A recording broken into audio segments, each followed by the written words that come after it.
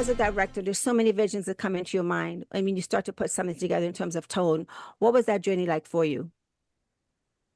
Uh, uh, I think with the film we wanted to capture, the essence of Jen, as who she's become now, what she means in the world of all the things that, as J-Lo, as a celebrity, as a woman searching for love, as a public figure. There was a lot of trials and tribulations that she had been through, and I think we wanted to kind of create a portrait, if you will, of that journey in an abstract and fun way that felt entertaining. They captured and supported the music in a really nice way, captured and supported her ability to dance in a really cool way, and and then also wanted to document it as we went, so that there's also, as you a documentary that accompanies it. But yeah, mainly we were focused on just trying to create a seismic event that captured a bit of what Jen's truth has been and is, in the most fun way we could dream up.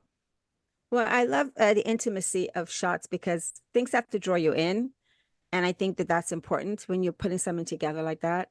So if you can share with me a little bit about when you get to those moments and you're getting into those zone, what is that feeling like for you personally? Well, a great enabler of that is the empathy that a great movie star can provide.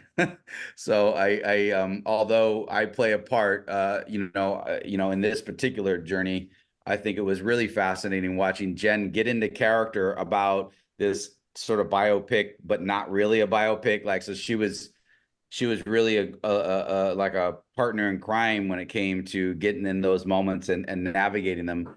I didn't have to work too hard to get her to cry. I didn't have to work too hard to get her to be doing, the abusive scenes and some of the harder scenes to do. I didn't have to work too hard to get her to laugh. Me and her had been in quite an intimate synergy from the very beginning on this.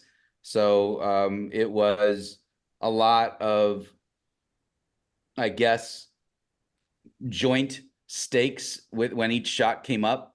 That we needed to get it, and we needed to get all the coverage, and we needed to get the story captured correctly. And me and her at times felt like we were the only ones that got the film that we were making. And so that was a trust system that we built to make sure that we got all the pieces. And some of that was being fluid enough that we would change in the moment. Some scenes, because she's busy doing all the acting and the dancing and all that stuff, I was carrying the story in the in-between spaces, and she could only really participate back in the story when we're actually shooting it. And we would have to change a few things that either did or didn't capture her truth. So it was interesting to have that kind of relationship, because she's also the source, she's the actor, the source, the financier, she's also the creative partner that, co-wrote it with me, so it was, but my overwhelming answer to you would be that it was just focused and fun. So the focus part was her showing up in character. So she showed up happy when she did the weddings, and she showed up in a very kind of not grumpy, but a very stoic mood when we did the abusive scenes. And she would always show up in character, which was interesting to also work with your partner when they're going through these emotional things. So of course I enjoyed the wedding shooting it because she was in such an adorable mode. It was really easy to get answers that day on certain things. So, it was just a really beautiful process. But I mean, I think it was just being emotionally connected to the moments that we were in. I think answers ultimately what you're asking, is not, these weren't just, plastic scenes. This was a real person's life, and we had real goals about what each scene and each moment was intending to create. Well, that's exactly the point, because I felt every moment of it and cried and laughed all at the same time. And when you're doing something like this, to make it so personal for us, to each one of us, for me personally. So I applaud you for that, because that takes courage. And I sense the trust you have. You were talking about trust. So talk about the entire process with the rest of the team, because you're getting all these people in different pieces. And you just said you had to like fix one piece over here and switch another piece over there and working with the dancers. What was that like? The engine of it was just business as usual. The joy of it was that we were creating something that me and Jen had really worked hard on, and the partnership, I think, probably excited me the most. So as you know, I think watching, you know, and to some degree, both of us divided and conquered because we were just moving too fast. So sometimes she would work on the dance and I would work on some of the story bits or the sets or the visual side of it all. And then we would come together and set on set, and she would see what I'm thinking and I would see what she's thinking. And so there was a very live energy on a lot of the shoot days, because things could sway at any moment for all of us. And at the same time we had to keep on schedule because it was spending her money. So well, you'd have to keep on schedule anyways, but it's a little extra tense when, you know, an hour overtime means that we have to go to the actor and say, hey, you know, we are spending more money. And she, you know, just, you can't, the brain can't do that. The brain can't be a business person but also be emotionally available and also have the physical wear and tear of the dance scenes on her. I mean, she danced in the rain till her shoes broke. I mean, like literally her shoes flopped off on our last take. And I'm like, I think we're done, Jen. And she was shivering and like, you know, she's like, it was just wild to watch, like how much pain she put herself through just to bring that joy. You know, I mean, that was a very, very difficult scene for her, but it was, when you watch it, it's just filled with so much magic, in her expressions and her joy and her determination to kind of carry that heavy rain. What would you hope that we would take away from this, the audience, when they watch this beautiful, beautiful story?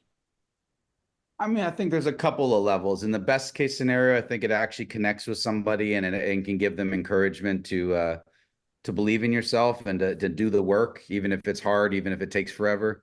I think that's the best case scenario reaction that somebody could have.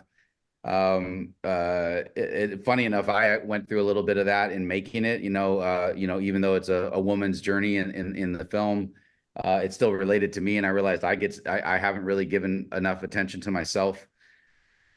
You know, just always chasing and working and trying to make other people happy. And so, you know, I've gone through a little bit of growth. And so I think that's probably the highest hope. Beneath that, it does have a utility. It's a splashy, genre-bending way to introduce an album. And if it were to be successful, it creates an opportunity for other artists. And then Jen can kind of be, you know, like she's been for so many, but she can be a pioneer of opening up a way to express music in a way that we don't have that, you know, a lot of artists can't get an Amazon to fund them, and, you know, can't get can't put the money down up front, you know, just to get this far. So the game is so difficult when there's no references.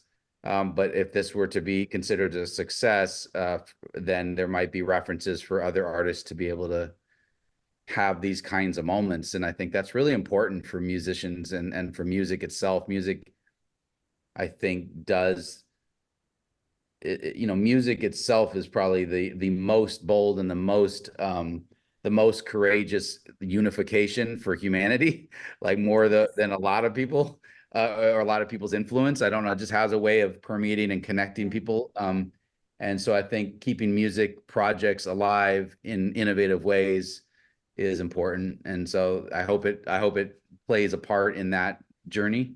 And then at the very lowest level, it's like, you know, fucking splashy JLo's back, motherfuckers, you know, like, so like I'll in any of those reactions would be a win for me. You know, so you know, I guess the report will be in soon. Well, thank you so much. It's a win for me, and I love it, love it, love it, love it, love it. And I can only just give JLo lots of love and blessings. So thank you so much. Thank you. On behalf of her, I'm sure she says thank you. Oh Thanks, yeah, guys. no, it's great to talk to you.